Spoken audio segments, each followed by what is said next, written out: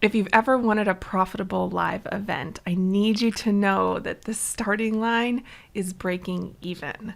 I've got a formula to share with you and some nuances that I think are going to prove extremely helpful, so stay tuned. This episode is going to be all about how not to lose money on your next event. Super sexy topic, yes? So here we go. Let's dive in because I get this question all the time. People want to know how not to lose money. In fact, I got on the phone or on a Zoom, I guess, with a woman from Linchpin Nation recently, and she wanted to hop on a call because she had an event coming up in about a month, and she was super excited about it. And she'd invested probably about $50,000 into a venue that had a contract for sleeping rooms and meeting space and food and beverage. So excited to welcome her community in, has a very engaged community. And there was one snag. 4 weeks out, no one signed up. That is the stuff nightmares are made of. And I don't want you to ever be in that position. So today we're going to talk about how not to lose money on your next event. 3 things for you today. First, I want you to follow the formula. And I put it together into a PDF for you. Just go to greenroomcentral.com and download it. Click the button that says how not to lose money. I have created this formula that I like to call the break-even point formula. Not the sexiest name, I know. But it is the thing that when you follow it, it will ensure that you don't lose money. And that's what I want for you. Okay, it's just that events are kind of like a runaway train in that it is very easy to very quickly spend more than you're bringing in. I know. I have managed millions of dollars of event spend in my 20 plus years of helping to produce events on small budgets and big budgets. And so I know a thing or two about what it takes to manage a budget and also maximize a budget. Not every event has to be spending $50,000 or $1 million or even $5. So I want you to go grab a copy of that PDF, download it, read through it. It gives you the formula, or hand it to the person on your integrator on your team, the person who's detail oriented and will ingest all of that information and integrate it into your process for your next event. Okay. It's got a simple formula that's 3 steps. First, I'll just give you the high level. We're not going to go in as in depth as is in that PDF. But first, it's price the event. It's get to know what it costs to put on that dream event that's on your heart. We have talked about this in all of those episodes that I did on manifesting your dream event. Go back and listen, because I talk about how you have to have the vision first and then you have to go price the vision. And so that's the first step in the formula. The break-even point formula is pricing out all of those wish list items. Okay. And then the second thing is monetizing it. It's figuring out how much is it going to cost, and then how can we make money to offset those expenses and make some money, right? It's easiest, spoiler alert, if you're making a high ticket offer at your event. Okay? So know that. And don't be scared about making a high ticket offer, all right? If you need some encouragement, drop into my DMs and I will cheer you on. So, we've got price it, we've got monetize it, and one more tip in that monetize it section. I want you to attempt to make money on your event in more than one way.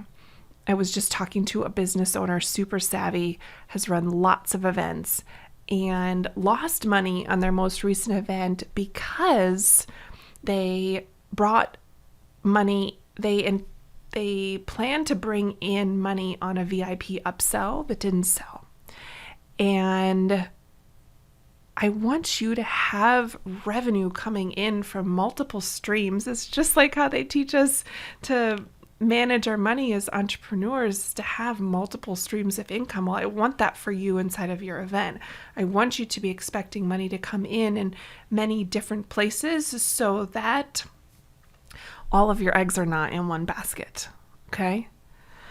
So that's monetize it. And then the final step in that 3-step formula is to figure out that break-even point so that you know, okay, we once we get to this point, like deep breath, we can let it all out.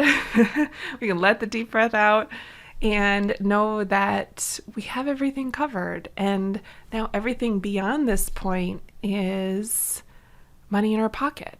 And that feels amazing. And I want that for you. So download a copy of that guide at greenroomcentral.com. Give it to someone who manages all the details for you. It definitely is something for someone who's detail oriented. And you're on your way. If you need a deeper dive than that, we go deep on the money stuff inside of Live Event Academy. Again, just drop into my DMs on Instagram and I'll tell you how to get into that group coaching program. Now, we've talked about the formula. That's number one. It really is simply awareness. It's knowing what's going on with the money stuff. It's painting that picture once of what it's going to cost, and then it's just checking in weekly to ensure that you are aware of where you're at. Are you on track, off track? Do we need to adjust some dials? It's as easy as that. So the second thing I want to talk about is when it comes to how not to lose money on your next event is all about expecting the unexpected, okay? And we're going to talk about this because most people, this is not you, but most people won't do number one, what we talked about, the whole formula business. Most people aren't going to do it. And so because of that, I kind of want to talk about these next two things so that there's just kind of nuances to the whole money piece of events. And I want to share this with you in the hope that it sticks for you and you're one of the lucky ones who not only does step number one, which is finding your break-even point, but number two, you're aware of these nuances and it helps you even more. So expect the unexpected. I want you to expect that hosting your own event will bring up so many things you did not expect. And I'm laughing because I'm remembering standing in line at this buffet and I was getting dinner. It was just this magical, warm evening in Florida. I think early on in an event that I was producing, and the president of the company was next to me. And I, at the time, was planning my wedding and also planning this event. And I think I made some sort of comment that I wanted to go perfectly. And he said something along the lines of, that's not a thing. Like, stuff will go wrong. And that was above the fold front page news to me as how old was I? Planning my wedding. I was going to give you my age at the time. Doing the math here. I don't know. What was I, like 25-ish? As a 20-something young woman, it was above the fold front page news that stuff doesn't go perfectly. And that's my message for you here with expect the unexpected. Expect that you're going to have less guests than you planned. Expect that you are going to have more guests than you planned. Expect that there are going to be some expenses that you had not planned of, did not even have it on your radar that it was a thing to spend money on that. Expect the unexpected. Don't lose your marbles when the unexpected comes. I'm not going to know what it is for you. I do know that the unexpected is going to come. And I always like to have a cushion of money in a budget for that, just that very thing, the unexpected. And I'd encourage you to have money set aside as well for that unexpected something, special something, shiny object that comes your way.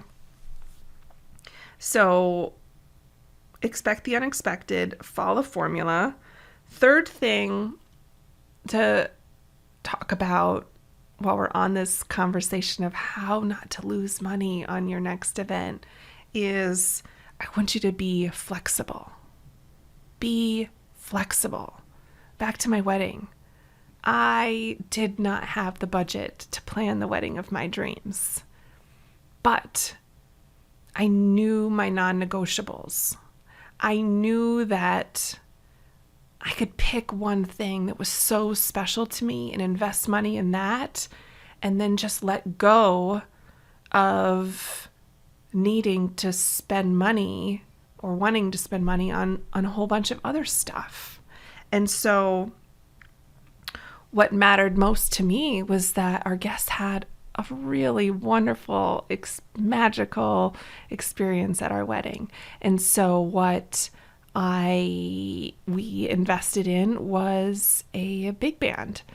We had like a I don't know, 16-piece big band with a couple of singers. Like, how crazy is that? And we played big band music, and it was magical. And definitely unexpected for our guests, and we had so much fun. And I can't wait someday to go do it again and throw like another wedding for myself, and where we do some sort of like vow renewal and throw another big band wedding. It would be so fun. But this time, a destination. Oh, yeah. I was watching the Super Bowl, and I got some, it was on I was on Instagram and during the Super Bowl, and I think it's the quarterback of the team that won. Is that the Chiefs? The Green Bay Packers weren't playing, so it was lost on me who was competing. But anyways, I think it was the quarterback of the team who won, and I got a post in my feed that day from, I think it was the videographer from that person's wedding, and the footage was stunning of this spot on Maui, which happens to be where I took my honeymoon. And oh my gosh, the venue looked spectacular, so elegant, and it renewed my excitement for a destination vow renewal, second wedding, big band scenario. I can picture it. It's going to be so fun. Okay, tangent. Let's go back. We're talking about being flexible and knowing your non-negotiables, and then being flexible with the rest, right? So know what matters to you. For me, it was the big band, and we invested heavily in that. And then the rest of the stuff, like, I didn't get to rent the fancy chairs and fancy linens and have the obnoxiously amazing flower arrangements of my dreams. I didn't get to have all those things because there wasn't money for everything. And so I just did the best of what I had for those pieces, and it was lovely. And I want you to be flexible too, and know that it might not happen on this event, but it might be able to happen on the next event. So be flexible and don't do stuff like, for example, host an event at a hotel where they're going to charge you a ton of fees, where they're going to make you sign a contract for maybe a room block in addition to the meeting space rental and a food and beverage minimum. Don't lock yourself into something like that when maybe this is your first time and you haven't proven out what amount of guests you can bring in, what amount of revenue, what you can generate as a result of the event, what your conversion ratios look like for not only registering, but showing up and also converting at the event. All right? So just like hold your horses and be flexible and know that it might not be this event, but it could be the next one. Okay? So that is my message on being flexible. Know what matters to you and then just let go of the rest. All right? Just choose something meaningful that you want to invest in, and then go ahead and let go of your attachment on the rest. I'm hoping this is helpful today. I'm hoping that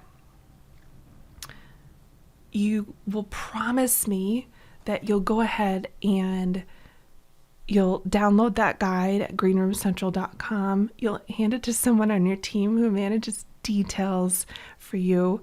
You'll follow that formula so that you're aware of the money stuff. You'll expect the unexpected and you'll be flexible. Okay? Promise me you'll do that.